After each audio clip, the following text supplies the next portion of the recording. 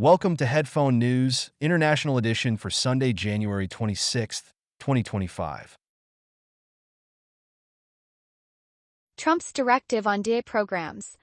On January 25, 2025, President Donald Trump issued a directive to federal agencies to remove roles related to diversity, equity, and inclusion known as DEI programs. This follows a series of executive orders aimed at dismantling these initiatives since he took office in January 2017. DEI programs are designed to create opportunities for women, ethnic minorities, LGBTQ+ individuals, and other underrepresented groups in the workplace. Supporters argue these programs are vital for addressing systemic racism and long-standing inequalities. However, Trump and his supporters claim they lead to unfair discrimination against other groups and undermine merit in hiring. The memo from the Office of Personnel Management requires agencies to act within 60 days, signaling urgency in these changes. This directive could dramatically alter federal hiring practices and the representation of diverse groups in government. The ongoing debate highlights broader discussions about equality and fairness in the United States. Philippines Halts survey amid South China Sea tensions. The Philippines has halted a scientific survey in the South China Sea after aggressive actions by the Chinese Coast Guard toward two Philippine fishing vessels. This incident occurred near Sandy Cay, a small reef in the Spratly Islands, claimed by both nations. The South China Sea is vital for global trade, with about $3 trillion in commerce passing through each year, and is rich in resources, making it a hotspot for territorial disputes involving Vietnam and Malaysia. The Philippine Coast Guard reported intimidation from 3 Chinese ships while they were collecting sand samples. China accused the Philippine vessels of entering its waters without permission and attempting to land illegally on Sandy Cay, known as Taishan Reef in China. This escalation highlights ongoing tensions in the region, despite recent diplomatic talks aimed at finding common ground. In 2016, a global legal body ruled that China's extensive claims in the South China Sea lack legal basis under international law. However, China continues to assert its sovereignty over the Spratly Islands, leading to clashes with neighboring countries. The suspension of the survey raises concerns about the future of research and resource exploration in this crucial maritime area. Trump's anti-abortion policy reinstatement. President Donald Trump has brought back anti-abortion policies through executive action, restoring U.S. involvement in key international agreements, including the Mexico City policy. This policy, first introduced by Ronald Reagan in 1984, prevents U.S. family planning funds from supporting foreign organizations that provide or promote abortions. Critics, often referred to as opponents, argue that it stifles advocates for abortion rights and limits access to essential health care. Abortion continues to spark passionate debates in U.S. politics, especially after the Supreme Court's 2022 ruling that left regulation to individual states. Trump has instructed Secretary of State Marco Rubio to enforce the Mexico City policy, ensuring taxpayer dollars do not fund forced abortions. Additionally, the U.S. is rejoining the Geneva Consensus Declaration, which aims to restrict abortion access worldwide. Opponents, including Democrats and abortion rights advocates, believe these policies hinder progress in gender equality and healthcare access. Planned Parenthood has pointed out that while the immediate effects may be limited, this move signals a commitment to restricting abortion access for low-income individuals. U.S. government negotiates TikTok ownership. The U.S. government is negotiating with Oracle Corporation and investors to take control of TikTok, the popular app owned by the Chinese company ByteDance. This comes as concerns grow about the potential misuse of American user data by foreign entities. A new law, effective January 19, 2025, could force TikTok to be sold or banned due to these security issues. The proposed deal would allow ByteDance to keep a small share of TikTok, while Oracle would manage its algorithm and data collection. With around 170 million users in the U.S., this negotiation is crucial. Oracle is looking to acquire a stake valued in the tens of billions of dollars. Former President Donald Trump has expressed a desire for the U.S. to hold a 50% ownership in this venture. The outcome could reshape how foreign tech companies operate in America, especially regarding data privacy. What does this mean for your data privacy? Stay tuned for updates on this evolving story. Protests against the AfD in Germany. Thousands of passionate protesters gathered in major cities across Germany, including Berlin and Cologne, to rally against the far-right party Alternative for Germany, or AfD, just weeks before the general election on February 23, 2025. At the iconic Brandenburg Gate, demonstrators lit up their phones, creating a stunning sea of light while advocating for anti-fascism. The AfD has gained significant support recently, driven by public concerns over immigration and national identity. Friedrich Merz, leader of the center-right Union Party, is currently leading in pre-election polls, with the AfD close behind. Activists from Fridays for Future organized the Berlin rally, calling for unity against the far right. Meanwhile, the AfD held its campaign event in Halle, where leaders Alice Weidel and Tino Kruppala addressed their supporters. Despite backing from influential figures like Elon Musk, Weidel faces major challenges as other political parties refuse to collaborate with the AfD. The political situation in Germany is tense, and the upcoming election could greatly impact immigration policy and the future of the AfD. Google's AI Education Initiative. On January 25, 2025, Google unveiled an exciting new program aimed at teaching workers and lawmakers about artificial intelligence, or AI. This initiative comes as the company faces increasing government oversight worldwide. Kent Walker, Google's president of global affairs, stressed the importance of helping the public and policymakers understand AI tools to foster better regulations and create new opportunities. As competition heats up with rivals like Microsoft-backed OpenAI and Meta, Google is also tackling regulatory challenges in its advertising and search businesses. To address these issues, the company has committed $120 million to develop AI education programs, especially for those affected by job displacement due to technology. One key effort is expanding the Grow with Google program, which has already helped 1 million people gain important skills. Looking ahead, studies from Google, Goldman Sachs, and McKinsey suggest that while some jobs may be lost to AI, many will evolve to incorporate AI tools.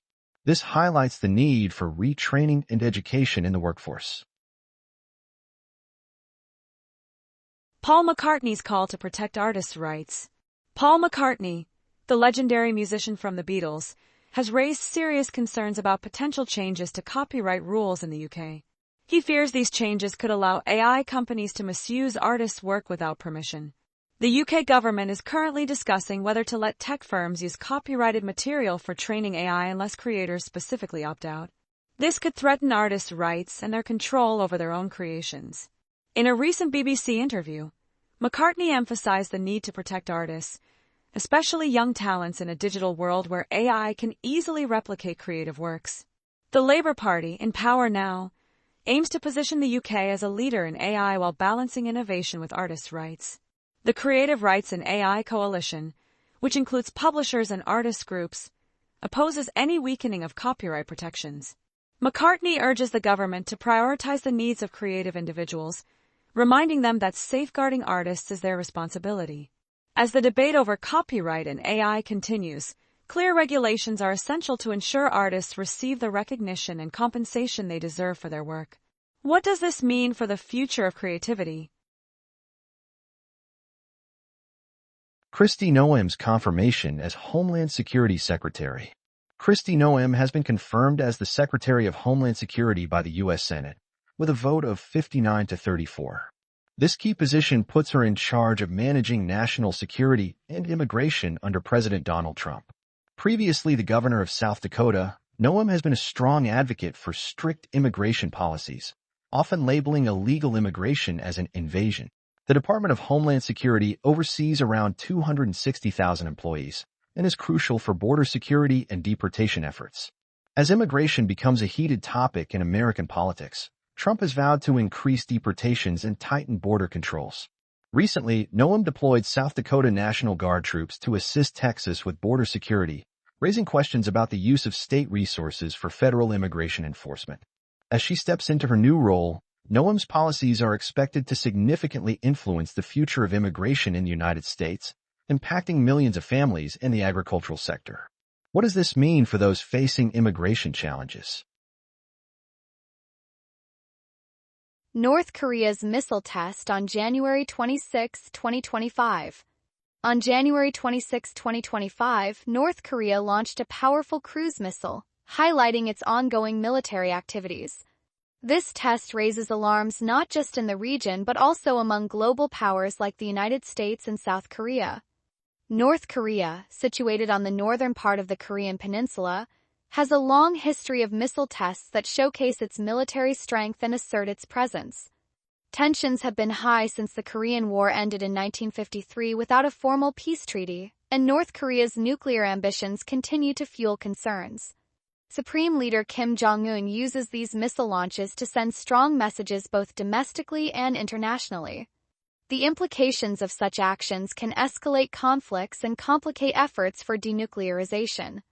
As the world watches closely, these developments remind us of the fragile security landscape in East Asia.